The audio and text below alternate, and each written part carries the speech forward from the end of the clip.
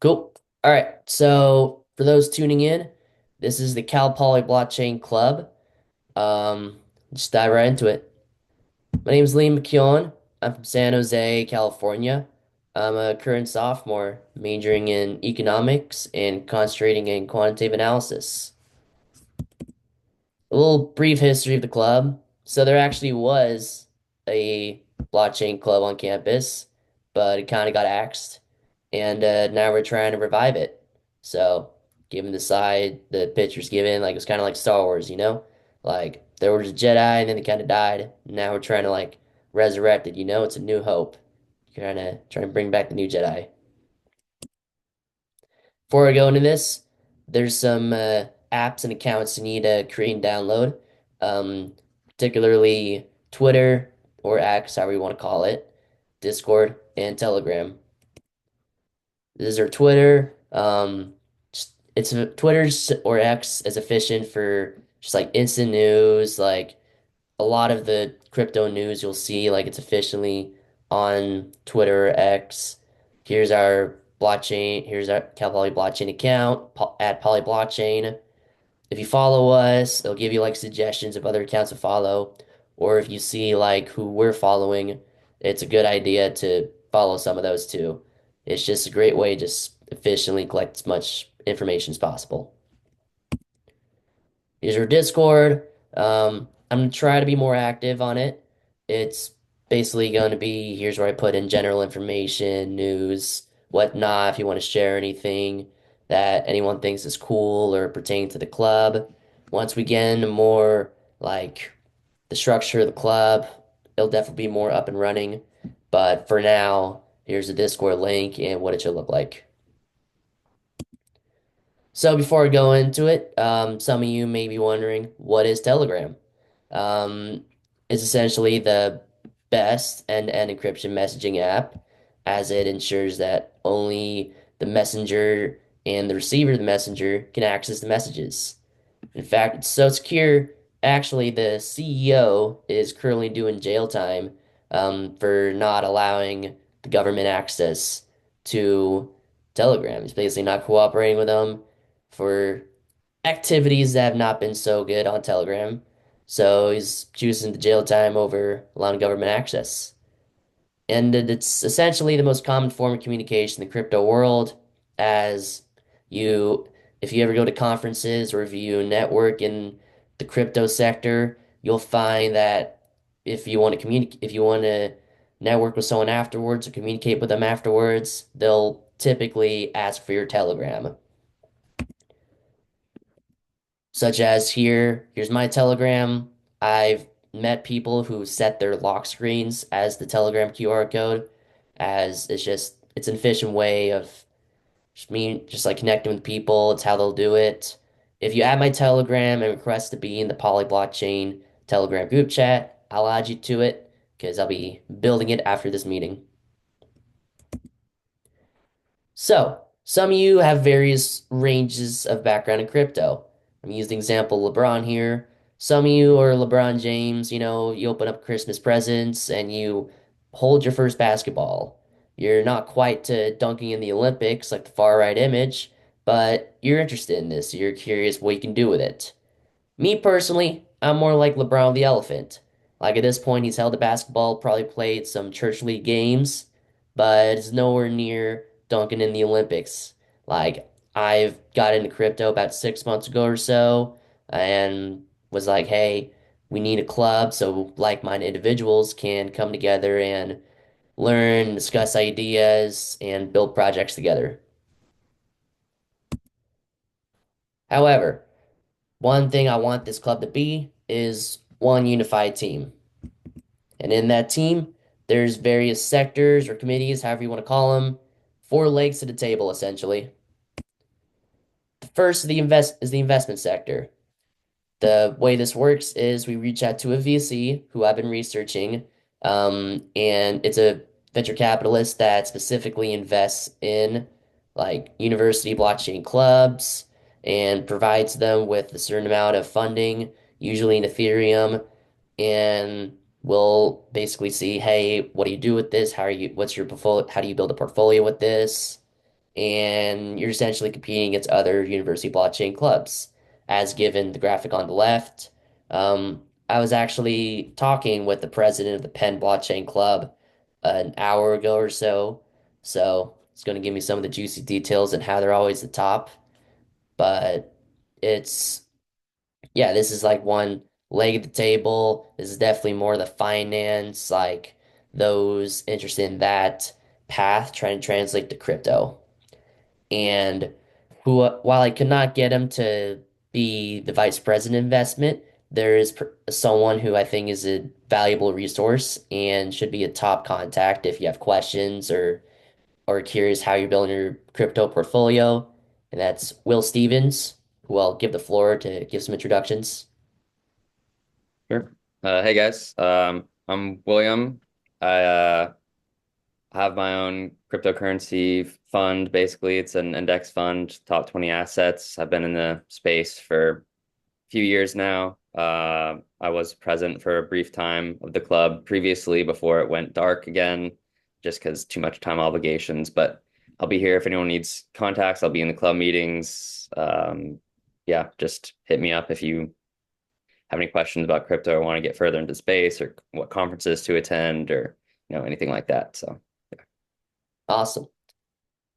So moving on, we got the development sector, and this is more the computer science, computer engineering, like building on the blockchain, that route. I have an article linked for when I post these slide decks into the group chat. Basically explains what blockchain is if you're unfamiliar. But yeah, this is what that sector is. You attend and compete in various hackathons. That's how we build prestige with this club. And with those hackathons, there's usually prize rewards. Um, they could be in monetary, like thousands of dollars, or it could even be like fully paid trips, like anywhere in the US. Like, an alumni was telling me how a while back they got a fully paid trip to, I think, Venice or somewhere very cool. And it was all covered for it because they competed in one hackathon. So that's definitely the prize incentive, but it's also provides good exposure to top crypto firms as these hackathons are sponsored by the firms. One firm in particular, SWE, who I've been in talks with a Cal Poly alumni who works at SWE. His name's Daniel Levitt. Super cool guy. He is saying that SWE has a program in which they will train a student ambassador from university blockchain clubs. It's a free work camp. You work with them either in person or virtual. I'll try to see if I can get Daniel to come in person. If not, it'll be a virtual camp, but it essentially be he teaches you how to build on Suite, and you bring and whoever we send to learn there, bring it back to the club so that we can do workshops with other members. A top contact who I think if you're having trouble figuring out like how to build on the blockchain or various other issues will be Max Mohammadi, who is I take a guess which one of the people pictured here he is, but he works for EY's crypto division. He's a tech consultant. He used to be the president of the Blockchain Club, and I think he graduated 2 years ago or so. And incredibly smart person, incredibly good resource, and definitely someone to lean on if you're having issues with the development side. Now we have the government sector. So this is kind of new to everyone. It's hard to really bridge like prior knowledge, prior non-crypto knowledge to governance. But the concept of governance is basically it's a council that elects like decisions to you're basically, it said right here, you're submitting and voting on proposals to changes in the cryptocurrency development. We, Polyblockchain, are partnered with the Origin Protocol specifically, meaning that we can change, like they'll provide us with proposals, like Origin provides us with weekly or even like bi-weekly proposals to changes on their token.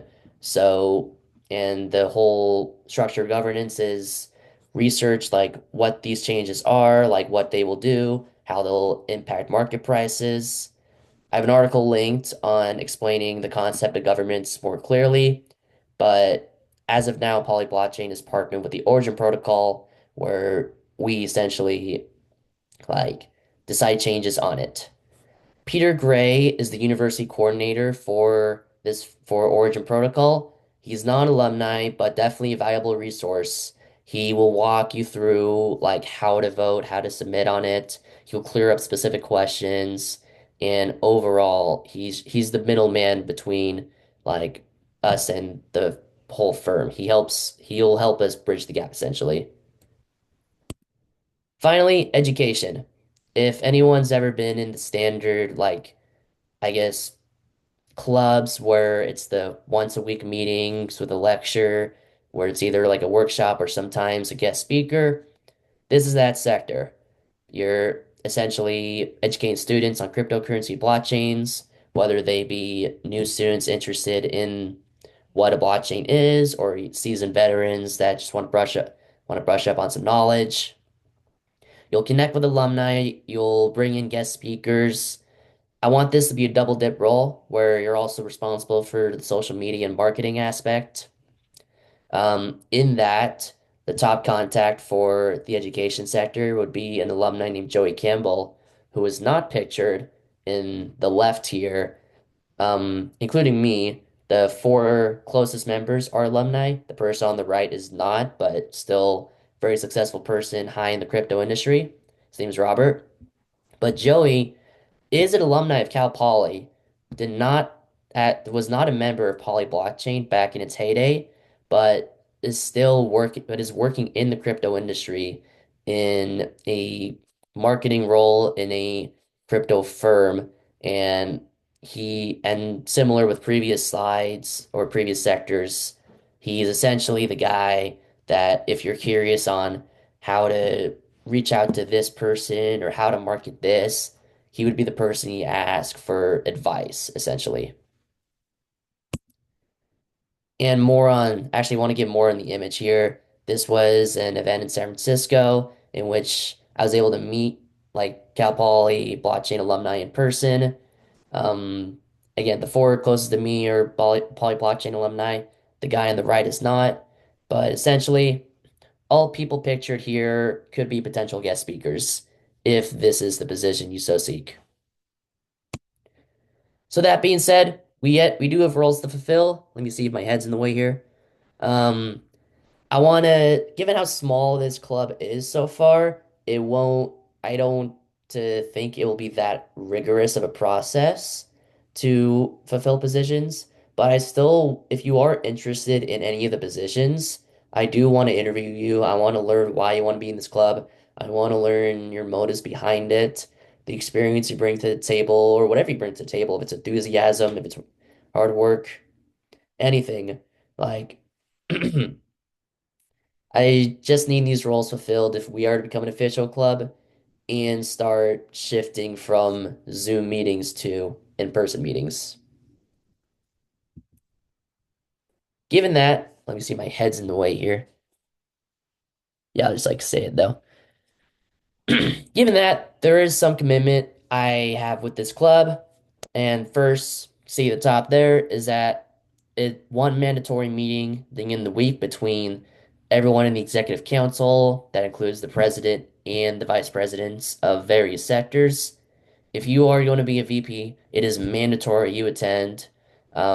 It basically we discuss the tasks of the week, what we need done, like what the work is of the week, what we need to do. Those non-executive council are encouraged to attend, but not mandated. And given that, I also want these meetings to be in person. Will doesn't have to be in a classroom, could be a coffee shop, could be anywhere, but just a chance for us to physically talk about, okay, here's what we're doing, here's the plan, here's how we're going to execute it, here's the teams we put together for this, all that good stuff. And each sector, whether you're investment, development, governance, education, works to complete that task by the end of the week. Um, I don't want to be like a lazy president. I don't want to sit back and just like crack the whip, you know? I want to like insert myself wherever I can, but those who are VPs of each sector, you're essentially the president of each sector. Like you dictate the teams, you dictate the pace.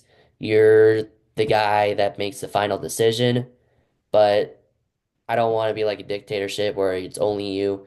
Surround yourself with a team, surround yourself with people that provide good input, and whatever decision you make, I want it to be where it's been made holistically by the team. At the end of the week, I want, preferably Friday, I want a report from each chair just saying like, hey, here's what we did, here's what we accomplished, here's where we fell short, here's what we're working on next week. Just like a report of the week, what you did. And each sector is encouraged to like intermingle and work together in projects. So if the development sector is working on DeFi, I would love if you could bring in some people from the investment sector. If the governance sector is having trouble understanding this specific blockchain thing, like what does it mean for this, feel free to bring in people from the development sector and et cetera, et cetera. But I don't want it to be like each separate team has their own clique. We're all one group, we're all one team.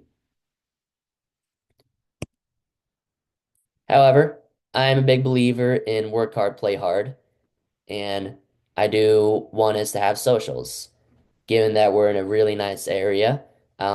Beaches are not out of the beach day is not out of the question. Barbecues or other non-work related activities, just anything to take our mind off the immediate work and just like enjoy being college students. We're in debatably the nicest area in the United States, debatably the most beautiful campus area too. So might as well take a hold of this while we're still young college students. That being said, too, I am also hoping that hopefully during my presidency we can also do some mixers, like with other various clubs. Doesn't just have to be like specific women's clubs because I am trying to bring in women on the team here, sprinkle some of that DEI in here. So hoping that it's we can mix with other clubs, networking opportunities. Like doesn't have to just be like work, but just like, house parties or even like or beach days, barbecues, anything. I'm hoping that we can have these socials either late in spring quarter or the fall quarter. However, we do need to build a foundation first. That's the first thing we need to do before we go on to the fun stuff. And while I would ask if anyone has questions, given the sparse attendance, that probably won't be necessary. But if you do have questions when I send this recording out in the group chat, please put it in the chat, um, and or even ask me personally, however way you want to. If you have any questions about this, about commitment, about the sectors, the interview process, what it means to work in this role, what crypto means, anything, please reach out to me and I'd be more than happy to answer. So that should be, let me stop sharing. Or how do I stop recording actually?